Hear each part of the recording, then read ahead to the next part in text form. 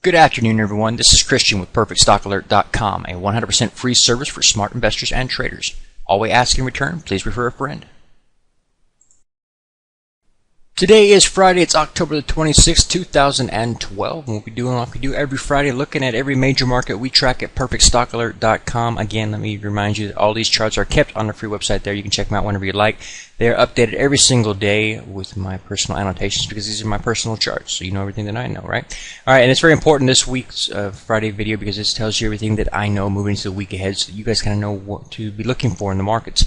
We're going to start off looking at Australia's market. We're basically attempting to call a top here, gone short at this point. We've also advanced the stop that was set up this high here, and we've now advanced it here to eliminate risk and lock in gain. We've done that because the ultimate oscillators pulled back down below the 30 line.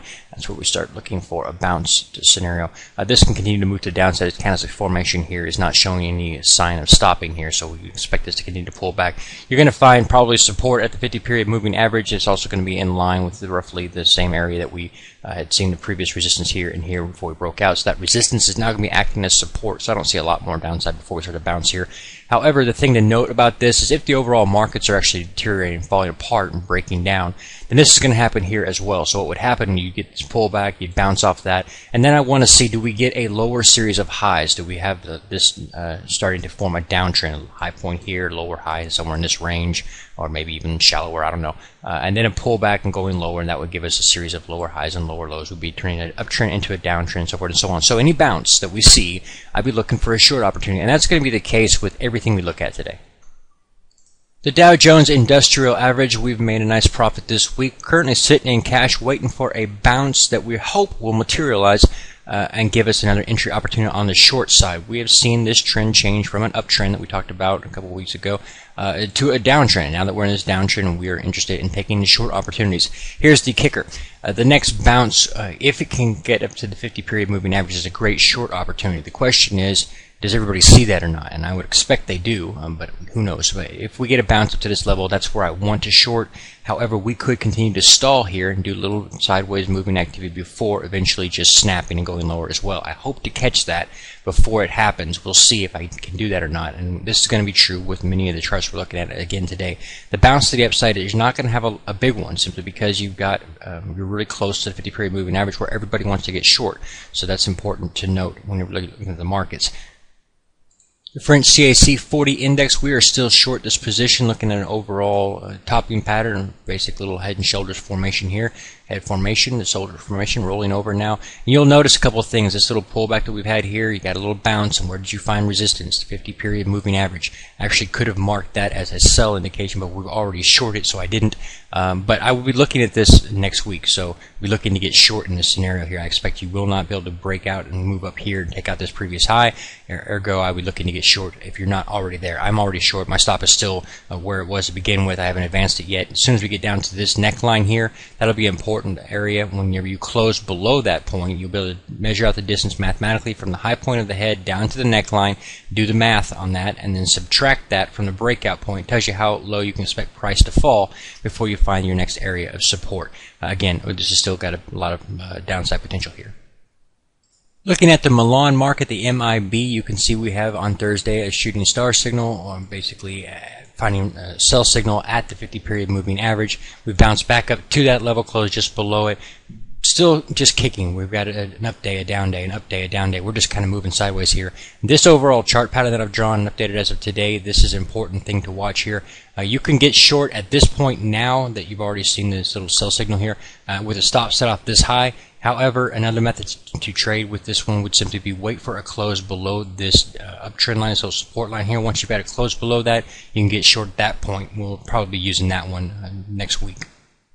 Looking now at the German DAX composite, same basic overall chart formation going on. We're watching this support line right here. We want to see what happens when we come close to that level. Right now we're still bouncing off of it. We're closing at it and bouncing off of it, of course. So this is important to watch. As soon as we get a close below this level, probably take a short position there. You could also do so now if you felt confident doing that with the stop set off of this high here. I'm not going to do that at this point in time. I don't want to get overly short. We may still get some news or something, and maybe Germany asks for a bailout or something of that nature. It may try to lift markets a little bit. So I'm going to kind of give it some room to breathe. If we start to break down, then I want to get short.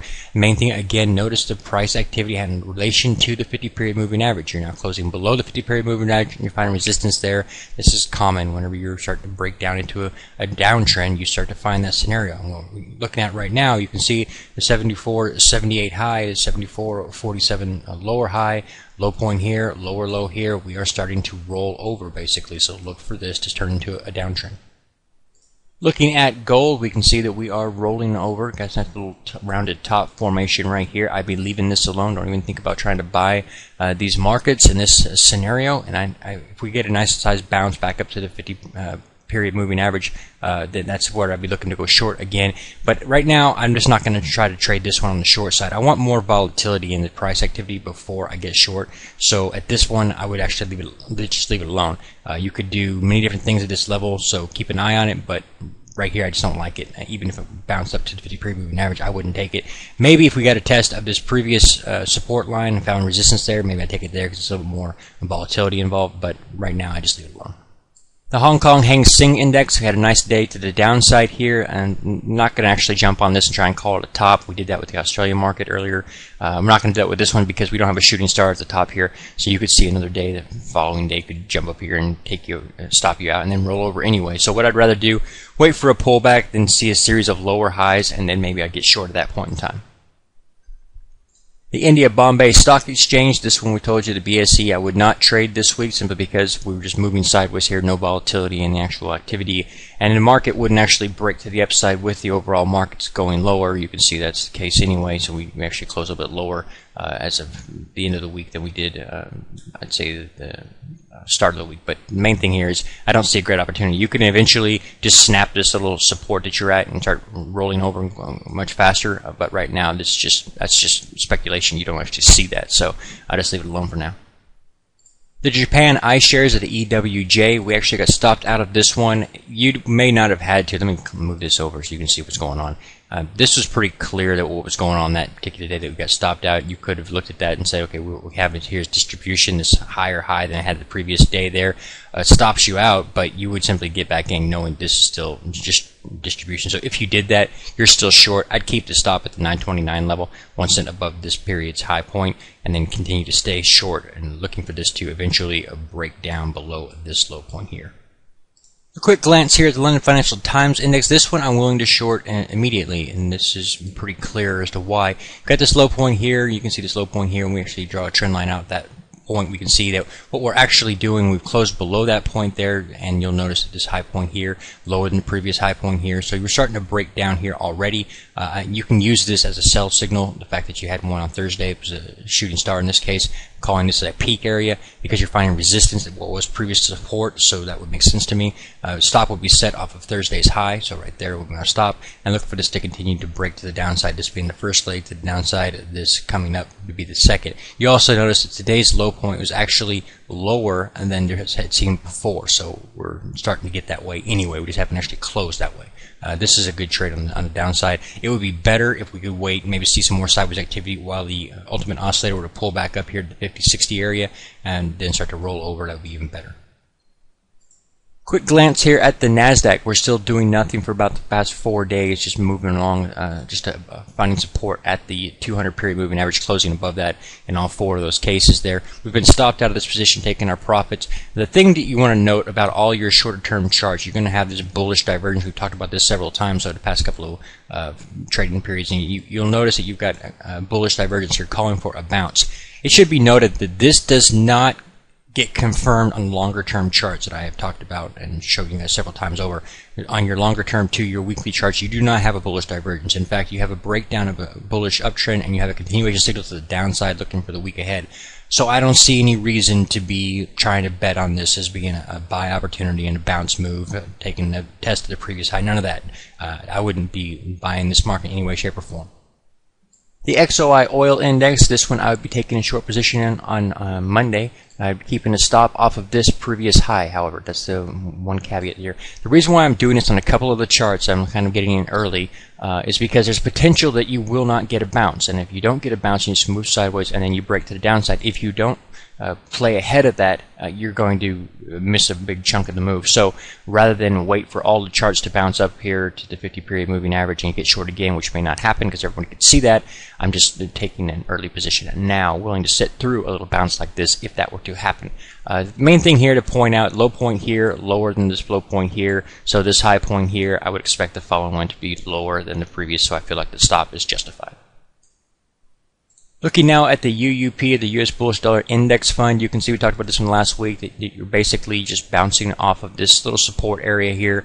And as mentioned last week, or I think it was last Friday, whenever people sell stocks, they in effect buy dollars, and that can actually drive a price up on the dollar chart here. So this being up here, you'll notice I'm not trying to take a short position here. And you'll see also that even though you had a little shooting star signal here, then we started to roll to the upside here. So I'm not willing to attempt to short this with the markets in a situation where they could actually continue to break lower. I would let this one continue to push higher before I attempted to call a bottom in the markets and then attempt to go short again here. At this level, what I've simply drawn out the 200-period moving average. That makes sense to me. Just if we were to see a move to that level, because you'd simply be finding previous support where it had broken down, would start to act as resistance. So that would be more logical for me to take a short position at that point. In case you didn't notice, that chart I just showed you with the UUP is actually confirming the potential for the market to just continue to slide lower rather than actually bouncing to the upside. Because if the market were to bounce to the upside, you would expect the UUP to actually move to the downside before moving higher again. So again, this is starting to roll and move to the upside. I would expect the market to continue to roll lower. The Russell 2000 Small Cap Index, this one I didn't trade last week, and it's also basically finding support, much like the NASDAQ at the 200-period moving average. This one's also got a hammer candlestick formation here and here, or close to, and I'm not really going to be jumping on this one on the short side ahead of the game, not with the hammer candlestick formations and down trading at the 200-period moving average. We've also been talking about this before. It was a very, very bullish chart formation. We had a cup and handle formation there, called this move here very nicely. She's breaking down, but we want to leave this one alone. Don't try to short this one.